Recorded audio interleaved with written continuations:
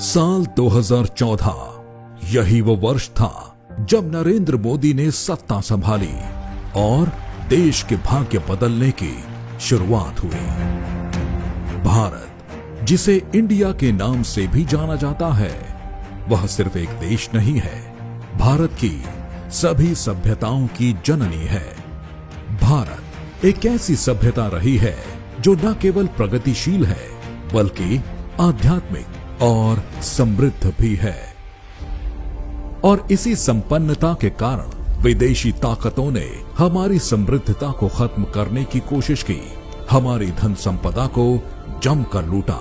इतिहास गवाह है कि जब भी बुराइयों ने हमारी सभ्यता को नष्ट करने की कोशिश की है, तब भारत के सच्चे सपूत भारत की संस्कृति को बचाने के लिए बार बार उठ खड़े हुए हैं। और ये किसी एक क्षेत्र से नहीं बल्कि भारत के कोने कोने से रक्षक बनकर उभरे हैं।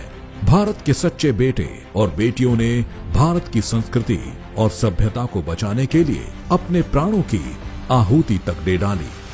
नरेंद्र दामोदर दास मोदी भारत माता के एक ऐसे सच्चे पुत्र जिन्होंने पूरे भारत को फिर से एकजुट करने की नींव रखी।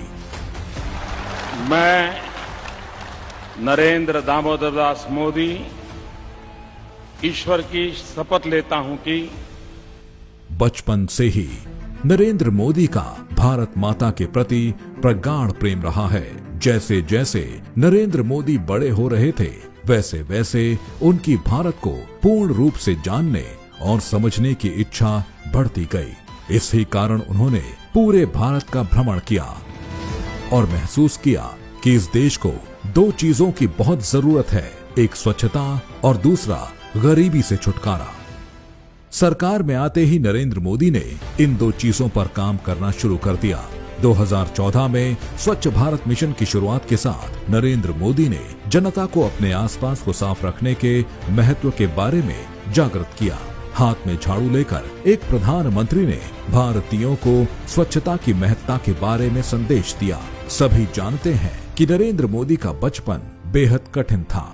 उन्होंने गरीबी में जीवन व्यतीत किया था। वो जानते थे गरीबी का दर्द, वे जानते थे बिजली के बिना रहना कैसा लगता है, वे जानते थे लकड़ी के चूल्हे पर रोटी बनाने की कीमत को, वे जानते थे टपकती छत के नीचे सोने का दर्द। प्रधानमंत्री बनने के शुरुआती कुछ वर्षों में नरेंद्र मोदी ने इन सभी समस्याओं का समाधान कर दिया।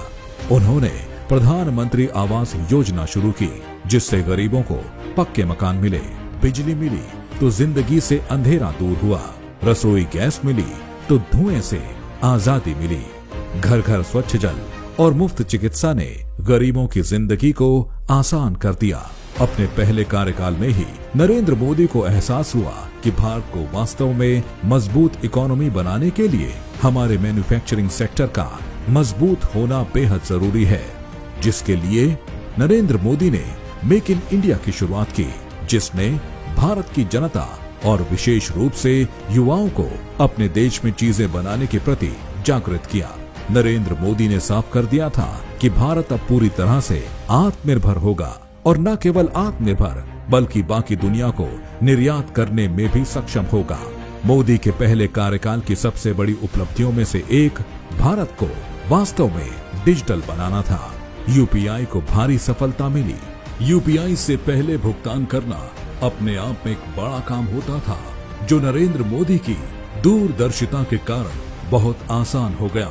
भारत को सशक्त बनाने की दिशा में आगे बढ़ते हुए नरेंद्र मोदी ने भारत की राष्ट्रीय सुरक्षा को न सिर्फ मजबूत बनाया बल्कि ईंट का जवाब पत्थर से देने का संदेश भी दिया। पाकिस्तान में सर्जिकल स्ट्राइक कर नरेंद्र मोदी ने दुनिया को नए भारत का संदेश दिया। नरेंद्र मोदी ने दुनिया को बता दिया कि भारत बात भी करना जानता है और जरूरत पड़ने पर घर में घुसकर मारना भी जानता है। हमारे अखबार वाले भी लिखते थे पाकिस्तान के पास भी न्यूक्लियर है, तो हमारे पास क्या है भाई? ये दिवाली के लिए रखा है क्या? किसी अन्य प्रधानमंत्री ने भारत के लोगों को नरेंद्र मोदी जितना एकजुट नहीं किया।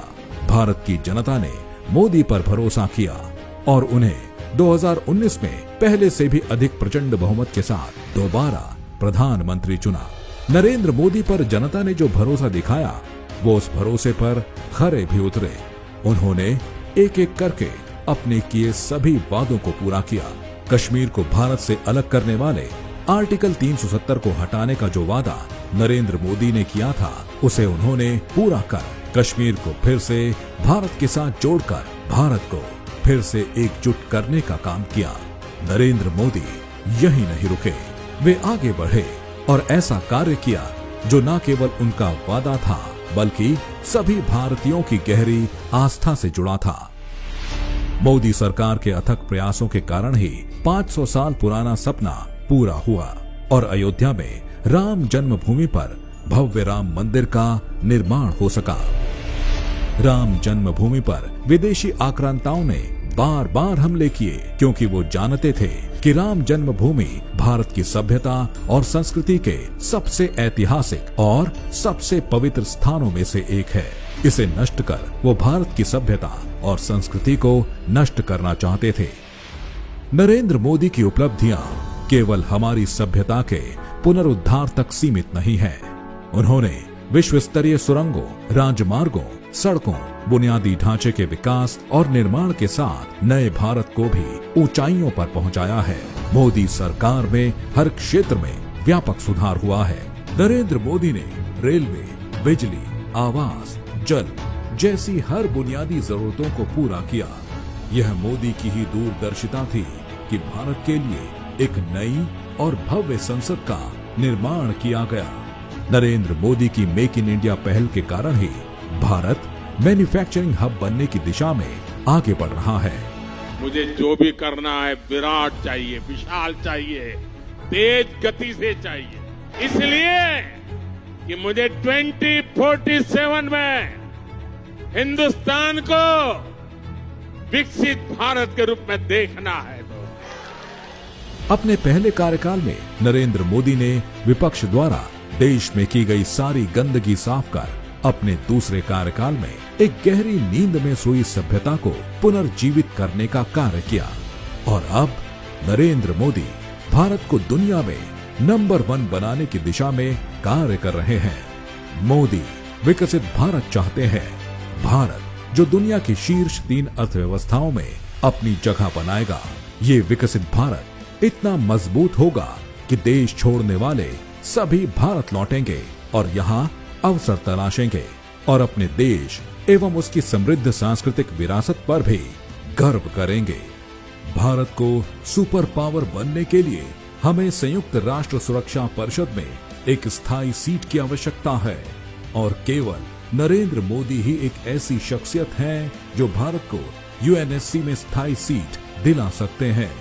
नरेंद्र मोदी का विजन है कि आधुनिकता और परंपरा साथ चले। भारत में बुलेट ट्रेन भी हो और भव्य मंदिर भी। इस विकसित भारत में समाज के हर वर्ग के प्रत्येक भारतीय के पास सभी सुविधाएं होंगी, चाहे वो घर हो, खाना हो, गैस हो, शौचालय हो, बिजली हो, इंटरनेट हो, साफ पानी हो। नरेंद्र मोदी वास्तव में नए भारत या यूं कहे कि विकसित भारत के निर्माता हैं। भारत के दुश्मन नहीं चाहते कि मोदी वापस आए, लेकिन भारत की जनता ने मन बना लिया है अब की बार 400 पार। नरेंद्र मोदी पहले से ज्यादा मजबूत होकर वापस आएंगे और भारत को सर्वोत्तम सभ्यता बनाएंगे, जो वो एक समय में हुआ करती थी।